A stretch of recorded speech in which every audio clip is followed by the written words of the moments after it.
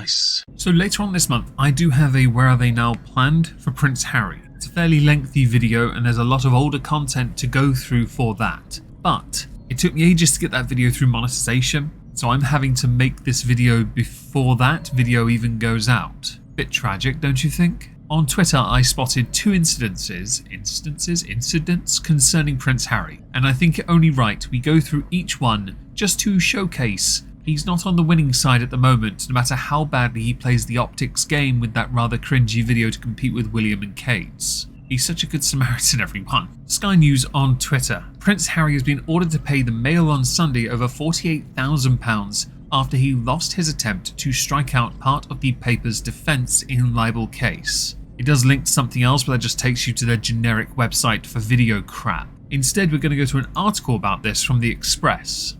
The Duke of Sussex is suing the newspaper's publishers, Associated Newspapers, over an article written about his ongoing battle with the Home Office concerning his security arrangements when in the United Kingdom. Let's be honest here, he shouldn't get any at all. He's not a working royal, therefore he does not deserve it. Also, he pays for his own security, who are an absolute joke. We'll cover that in the Where Are They Now scheduled for later in the month. So as far as I'm concerned, the Home Office should not provide him with anything. He is essentially a prince in name only, a duke in name only, a man in name only. Hino, Dino, Mino. Harry claims the article was fundamentally inaccurate and that the newspaper libelled him when it suggested he lied in his initial public statements about his case challenging the government. Associated Newspapers argued the article expressed an honest opinion and did not cause serious harm to Harry's reputation. The Royal argued against this defence and attempted to have it thrown out. The High Court ruled that it could be included and said the case should go to trial. Mr. Justice Nicklin, the judge in question who ruled on this, said that the publisher had a real prospect of arguing its case. Quote, "I anticipate that at trial, the defendant may well submit that this was a masterclass in the art of spinning, and the defendant argues it was successful in misleading and or confusing the public." So yes, Harry lost £48,447, which he has to pay by December the 20th, 2023. Prince Harry's estimated net worth at time of recording is about $60 million. The couple, though, had signed a number of lucrative deals, including documentary series, podcasts, and are estimated to be worth about $135 million put together. Now, of course, net worth does not mean actual worth. Since he is the son of King Charles III, you can assume his net worth is a couple pennies of the taxpayers' money, but he doesn't get any of that because he's a prick. In this instance, with Prince Harry having to pay the Mail on Sunday, is not a good start for him so far. That's not to say he'll win, that's not to say he'll lose. Only that this is not a good start for his attempts to deal with the privacy complaints and of course the entire case against the Mail on Sunday. When you seek to remove what those you can't stand, his ability to reference what they can present as evidence, you are seeking to funnel the truth or funnel what can be perceived as the truth. You become what can be argued to be an arbiter of information, of what can be discussed, trying to set terms in your own libel case. To me, you shouldn't be allowed to do that. I think they should be allowed to defend themselves with everything, including the kitchen sink.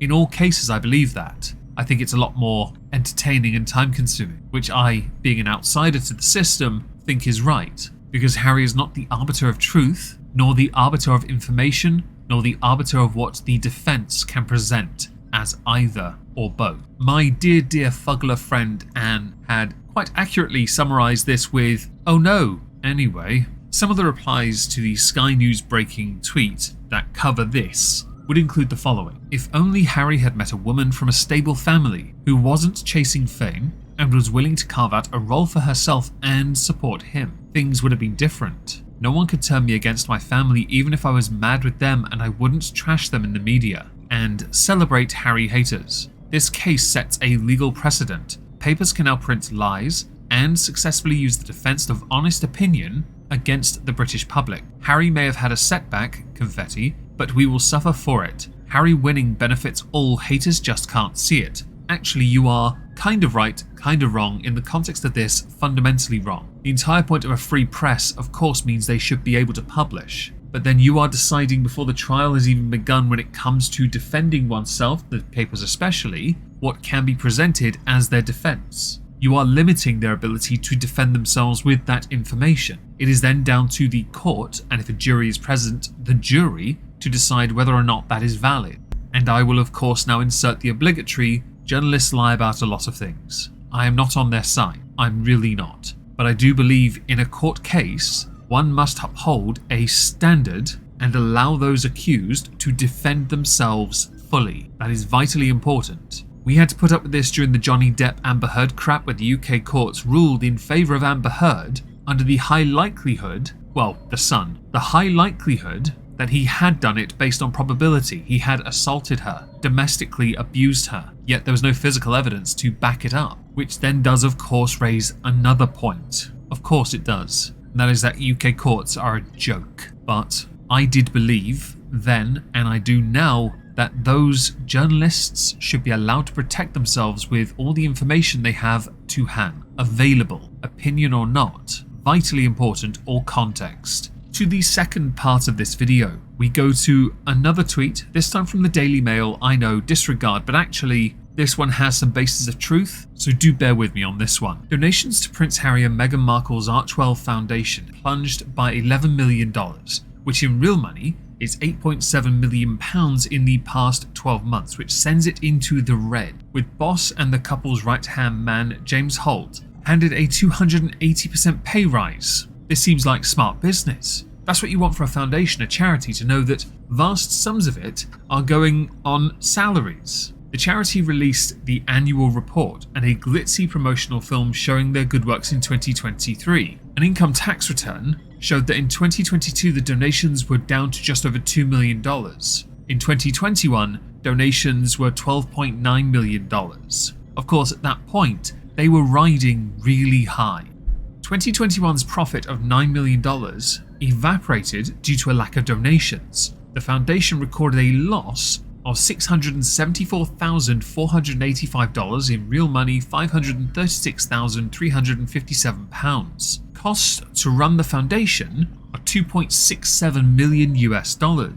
Last year, there were only 2 major donors giving $1 million each. The year before, an unidentified wealthy donor gave them $10 million, with no repeat in 2022. Now, of course, all charities are going to go through a rise, plateau, fall. It is on the charity to find a way to rise again. The problem they have in this instance is Harry's the one doing the damage and people don't want to be associated. Of course, the Obed-Scobie stuff is not helping them either. It really isn't, which we will discuss in the Where Are They Now? Prince Harry. I promise it's dropping soon. Harry's the reason this has all started to go downhill. Meghan's approval was never that high in the first place, but people were very reluctant to say anything because they usually get pigeonholed as racist for doing so, even though much of her rags to riches story has been debunked. So really, she's used her own privilege to try and negate criticism. In this, Harry's memoir Spare was what really did it. It was a bestseller, which isn't hard to do. Based on the current market, I'm almost certain if I gave a publisher a simple post-it note that had the word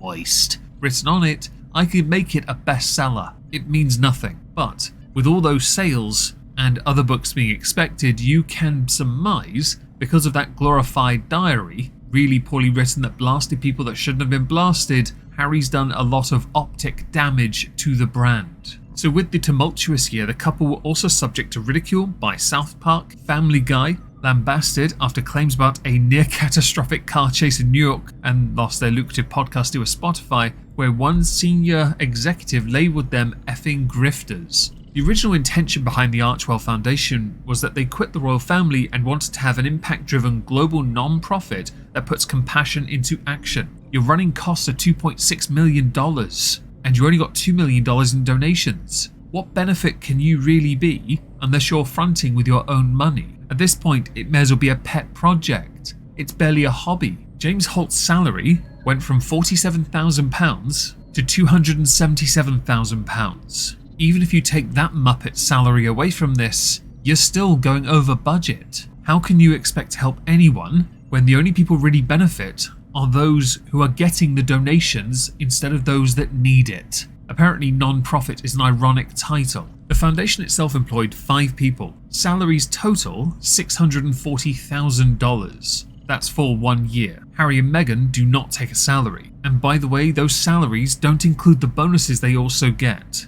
At time of recording though, the non-profit organisation still holds around $8.3 million in cash and assets. It is quite common that many non-profits foundations receive huge amounts of funding in the first year to cover several years. If the foundation already has a large amount of money, this may lead them to reduce future fundraising. Harry and Meghan wanted to brag about how good they're doing by releasing a video this year, showing the impact, which I have no doubt was funded by the foundation itself, another pointless expense. Good work doesn't need to be promoted like that, unless of course your intention is to drive up donations. Now, with their running costs being at $2.67 million, what has the charity actually been doing? Well, it turns out they have been donating, so they have at least honoured part of it. They have donated grants of $1.2 million to charities this year. For example, $100,000 to the Halo Trust, which is a mine-clearing charity that was once supported by Princess Diana. $200,000 for a gender justice project in Washington, $125,000 for a civil rights charity, $100,000 for a project promoting responsible use of technology. Now I can sit here all day and judge one or two of those donations. For example, gender justice in Washington, $200,000 is what was granted. How far that donation can go, I have no earthly idea, but I would assume it's a project akin to handing out pamphlets in schools. There is though support for a new non-profit project intended to tackle misinformation in parts of America that have lost their local newspapers and become news deserts. Now that I like. Well, part of it. I like the idea of ensuring people in more rural regions of a country have access to the news. The part where it says misinformation or tackling it tells me you intend to pass off what you've dubbed to be the truth. That part I fundamentally disagree with. The news should be open and free, 100%. Over the 3 years of its existence, it has raised a total of $20 million and made grants of $5.4 million across those years. If you include the running costs,